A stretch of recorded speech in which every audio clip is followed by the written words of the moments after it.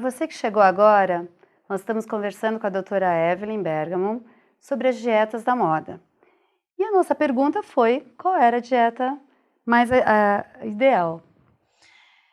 Assim, Sônia, dieta ideal, o nome dieta, ele já soa pra gente como restrição.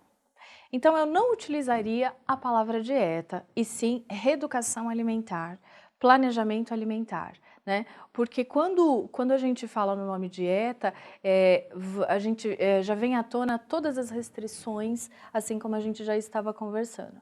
Dieta do CAM, mediterrâneo, detox, sem glúten, né? Sem lactose. Então, na verdade, a gente parte para um planejamento alimentar. Doutora, eu sou de uma época que, assim, eu tomava café da manhã, café mesmo da manhã, não saía de casa sem o café da manhã. Eu tinha um lanchinho no meio do dia. O almoço e a janta tinham que ser coloridos, né? Mesmo se eu não gostasse de alguma coisa, vamos experimentar para ver o que que é. Tinha um lanchinho da tarde. E hoje a gente vê que as coisas não são bem assim. Fast E é gozado foods. que a gente fala assim, reeducação alimentar. Muito estranho, de repente assim, eu desaprendi como comer, aí eu sigo uma dieta para tentar comer. Isso mesmo. Como que... Na verdade, como isso propicia um emagrecimento rápido, isso é muito atrativo, né, Sônia? Mas Então, uma reeducação alimentar, você não pode emagrecer? com certeza, na verdade, é justamente quando você emagrece a longo prazo. E aí você adquire uma vida saudável, você adquire um estilo de vida saudável, sem ter que adotar nenhum tipo de dieta restritiva.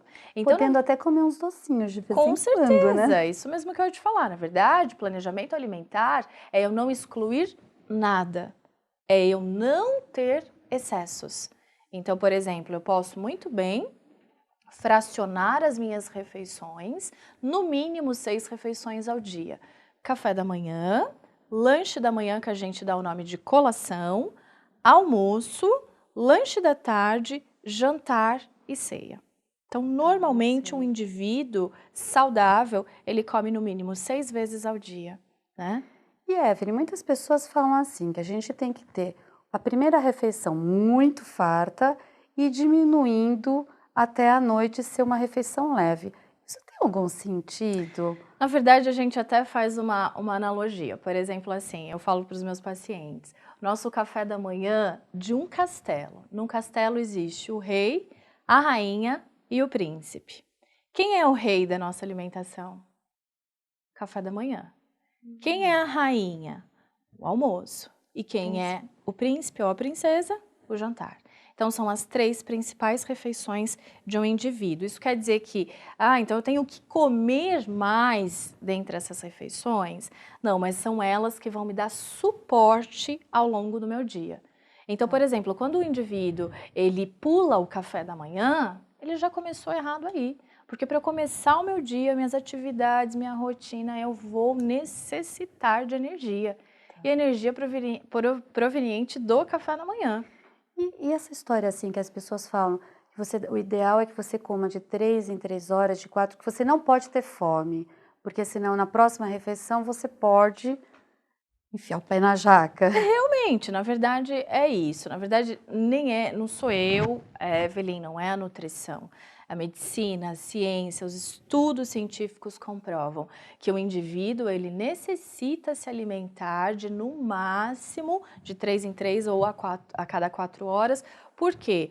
Para justamente você não chegar querendo comer, devorar tudo, né? Porque se você esperar para ter esse pico de fome, você não vai selecionar o alimento na hora de se Adequado, alimentar. inclusive, né? Você vai abrir a geladeira e consumir o que você vê primeiro, né? Então, a prática de se alimentar de 3 em 3 horas é justamente para você adotar esse ritmo de vida saudável e uma coisa muito importante, esse ritmo ele acelera o seu metabolismo. Né? Então você tem uma taxa metabólica basal, ao longo da sua vida ela vai diminuindo. Né? Então você acelera a sua taxa metabólica basal de 2 formas: atividade física e se alimentando num prazo menor de tempo, ou seja, com um jejum menos prolongado. Tá. Você começou a falar em atividade física. Tem alguns alimentos que a gente deve ingerir antes de um treino e depois.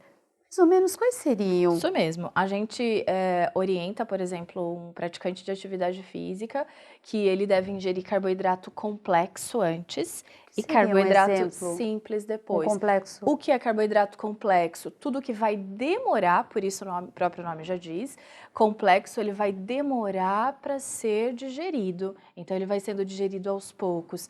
Pães, de preferência integral, porque a farinha branca, o açúcar, a gente sabe que são assim um pouco menos saudáveis, né? Então a gente orienta aveia, tapioca, farinha de tapioca tem sido Tá. amplamente divulgada porque causa uma saciedade enorme e ao longo desse exercício o praticante de atividade física consegue ter maior sucesso e benefício aí do gasto calórico que ele necessita, né? Então todos os gêneros vindos do carboidrato, eles vão ser de forma complexa. O simples, que seria depois, um suco de fruta, uma vitamina com leite desnatado, né? O correto a gente sempre orienta a ingerir proteína antes e proteína depois também, né? Porque ele vai praticar o Poderia ser exercício. um sanduíche de um pão integral com queijo branco, por exemplo, antes, Maravilha. e depois Um copo de copo leite, um de derivado leite. de cálcio, de proteína. E após, algo que vai ser metabolizado rapidamente. Um suco de fruta. Seria rico em frutose, na verdade, mas assim, ele vai ser metabolizado mais E a rápido. gente ouve muito falar, tipo assim, nesses meios, que de repente você assim, se você quer emagrecer, você tem que ficar 1 hora sem ingerir nada após um treino. Ou se você quer ganhar massa, você tem que ingerir imediatamente após o treino. Isso não tem muito sentido. Na verdade, Sônia, as pessoas elas são muito equivocadas para poder interpretar essas questões metabólicas. Então, é exatamente o contrário. Eu necessito me alimentar antes para eu poder ir para o treino Exatamente. e o músculo ele não ser desperdiçado lá, porque assim meu organismo ele precisa captar energia de alguma forma. Então, vai ser justamente dessa alimentação que você vai gastar energia lá. O seu organismo vai retirar energia desse lanche, dessa refeição de forma de carboidrato complexo que você fez. Então, se você for para a academia sem fazer ingestão desse alimento, o seu organismo vai captar energia do músculo e ao invés de você ter a musculatura preservada, você vai perdê-la e ganhar Né? flacidez.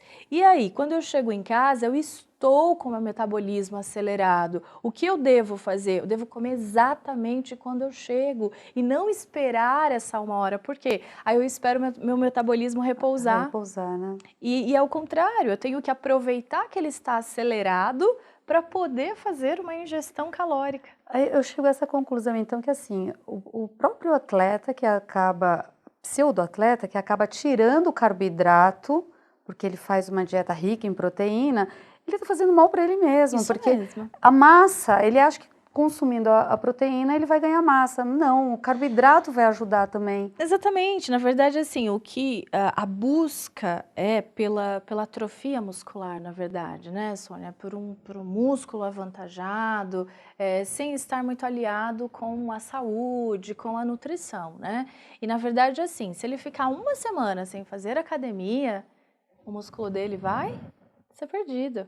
Porque, na verdade, o que ele adquiriu ali foi uma forma muito artificial, às vezes suplementada, né, de excesso de proteína. E com uma reeducação alimentar, ele pode manter. Aí ele consegue um corpo saudável, ele consegue preservação dessa massa magra, consegue perder a gordura que ele necessitava e ele consegue isso até quando ele quiser, né? Se ele adotar esse estilo de vida e não momentâneo, não passageiro, né? O consumo do chocolate é uma coisa muito discutida. Tem pessoas que adoram, né? Eu sou uma que adora chocolate. Ele também, se você souber consumir adequadamente, adoraria comer uma barra, mas uma um pedacinho, hoje está mais do que provado que ele é eficaz. Com certeza. É cientificamente comprovado que o chocolate ele é um alimento funcional. Isso quer dizer o quê? Ele traz benefícios para o organismo. Só que assim, vamos esclarecer bem, é o chocolate amargo ou o mais amargo que você puder. Que também é saboroso. Exatamente. Você aprende a apreciar, né? Quanto mais cacau ele tiver na composição, que é o que realmente traz benefícios, mais saudável ele vai ser. Porque na maioria das vezes, Sônia, o que a indústria fez? Ela acrescentou muito açúcar, muita gordura hidrogenada, muita gordura saturada no chocolate. Né, como ele é amplamente divulgado, todo mundo gosta, então a indústria, para vender, ela acaba fazendo isso com o alimento, tá? Qual é o benefício do chocolate por ele ser considerado um alimento funcional? Ele eleva o hormônio serotonina, que é o hormônio do prazer. Então ele nos traz, além de energia, né, ele traz benefícios para o nosso organismo. Ele é considerado um dos alimentos funcionais. Você falou num termo alimento funcional. Quais outros seriam? Teriam mais algum? Sim, todos os alimentos funcionais são considerados aqueles que trazem um benefício, conforme eu falei. Então, por exemplo, o alho. Já ouviu a sua mãe, alguém falar que o alho é anti-inflamatório? Sim. Sim, riquíssimo em vitamina C, traz o maior benefício para a resistência, a imunidade, tá? O gengibre. Também falado, né, bastante na mídia, antioxidante, acelera o metabolismo, chá verde, exatamente o chá da erva, não esses industrializados, né, que às vezes a indústria também começou a visar lucro. Ele é comprovadamente antioxidante, combate os radicais livres, acelera o metabolismo. A sensação que eu tenho é que as pessoas começaram a inventar dietas, por exemplo, você está falando chá verde, gengibre, a couve, que também seriam...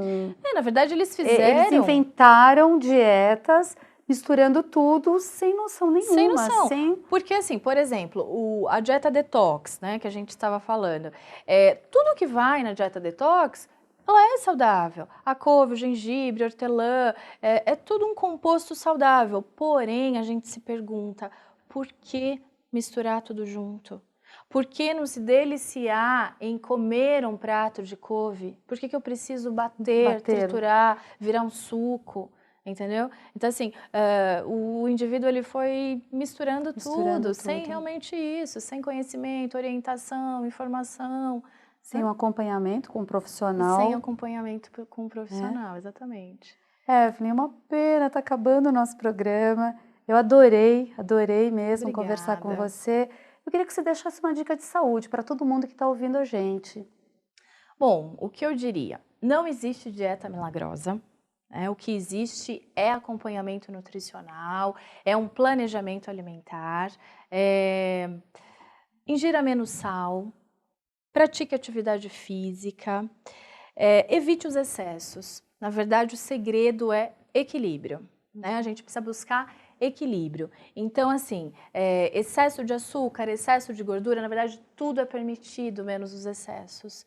Né? Então, se dê ao prazer de comer um doce de vez em quando, se dê ao prazer de comer carboidratos, se dê ao prazer de comer gorduras, né? E faça da sua vida, transforme ela num estilo de vida saudável e não em um momento, em uma dieta passageira. Parece que a comida ficou uma coisa horrível, né? Pecado, é ruim demais, exatamente, né? Pelo contrário, né?